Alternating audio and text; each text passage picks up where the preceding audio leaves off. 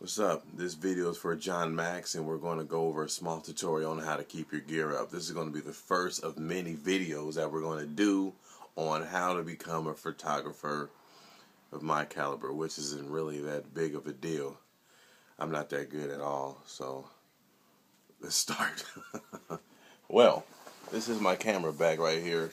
I'm doing this off my iPhone, John, so it's not going to be that impressive. In my bag, I try to keep it nice and dry, always zipped up, and when I go on location, the first thing I do is count how many pieces that I'm going to take out. Like, say for instance, one camera, I count that. I count the lens, I count the wireless transmitters that go to the flash if I happen to use those. I count the flashes, and I will count any and every piece of equipment that I use. Reason being is you'll get out there and in the heat of the moment you might leave something there, and the last thing you want to do is drive 30 miles and remember that you just forgot a lens cap, a tripod, a flash, a lens, a camera. So always check gear before you take it out, and then after you put it back in when the shoot is over with.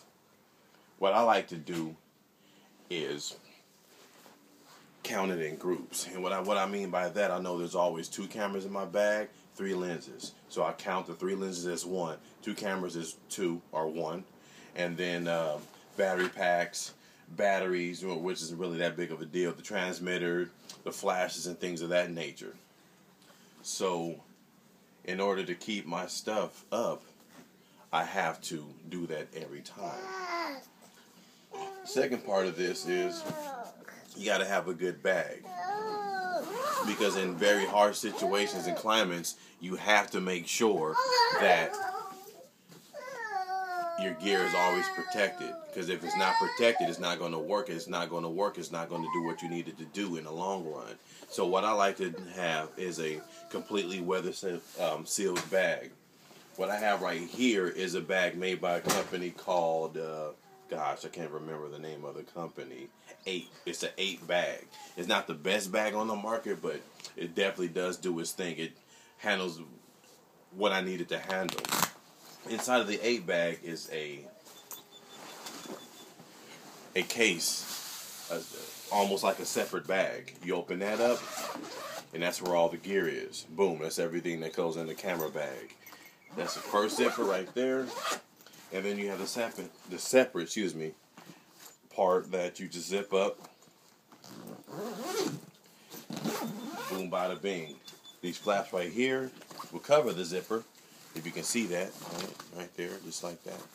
All right, and that way it's sealed from dust and almost completely water resistant. Not waterproof, mind you. I can't swim through a lake or anything like that with this bag, but I can definitely protect it from the elements. Over the top flap is almost like a security flap, so somebody standing behind you, if you have the bag on your back, can't slip something out of your bag. And one more added thing to make this bag stand out from a lot of other bags: it has its own raincoat. And this right here is completely splash resistant. To go right over the bag like this, like so. Put these things right here over the strap. See? If you didn't see that, got a little flange that you put over the strap right here, like so. And your bag can withstand a hell of a lot of abuse from the elements. Boo-yah. And last but not least, camera, equipment, insurance. Very important. If you get your camera stolen, you drop it and it cracks, any of your gear breaks, if you have insurance, you can get it replaced. So I'm not sure if this is exactly the start you wanted, Mr. Max, but it's just one of the basics for me. What I do before every shoot, I count all my gear, and I go through a mental note of what I need in my bag, and what's going to come and what's going to come home with me, which is absolutely everything. So, thank you very much, Mr. John. Talk to you later.